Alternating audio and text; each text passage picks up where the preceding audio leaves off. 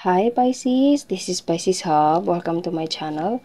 So for today's video, gagamitin natin ang Angel Answers Oracle cards para malaman natin kung ano yung gabay, advices, mensahe ng angel mo sa araw na ito. Okay?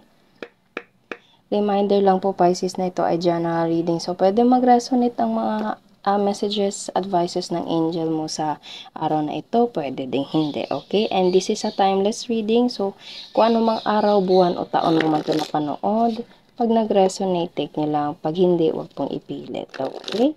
So, ano po ang advices, messages, advices, mensahe ng angel ni Pisces sa araw na ito? Be assertive. Okay, so magsumikap, wag kumbaga gawin mo yung mga bagay na gusto mo. Wag matakot, wag kumbaga wag mag-doubt sa sarili. Pag gusto mo, pag merong chance na mangyari yun, grab for it. Okay? Wag manghinayang. Okay? So wag matakot, wag mapangunahan ng takot. Be assertive. Okay, ano pa po? Choose a new direction.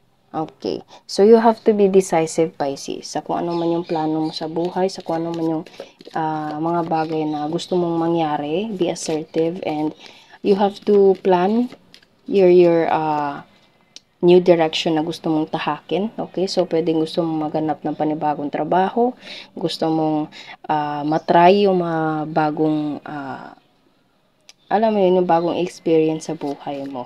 Okay, choose a new direction and be assertive. Ano pa po?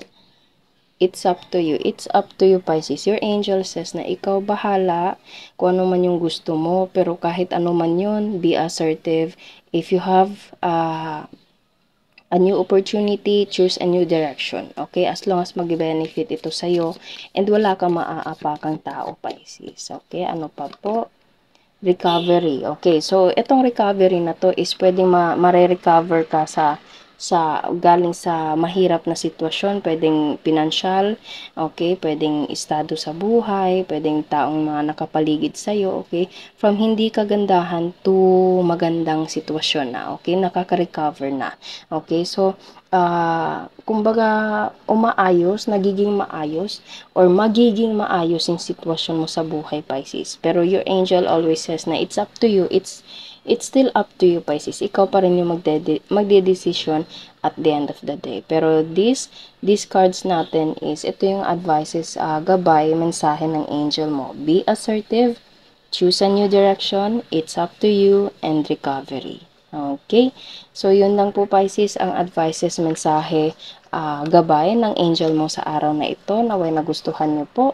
Huwag niyo po sanang kalimutan na mag-like at mag-subscribe po sa ating channel and click the bell button para ma-notify po kayo sa next videos natin, okay? Thank you, Pisces, and God bless!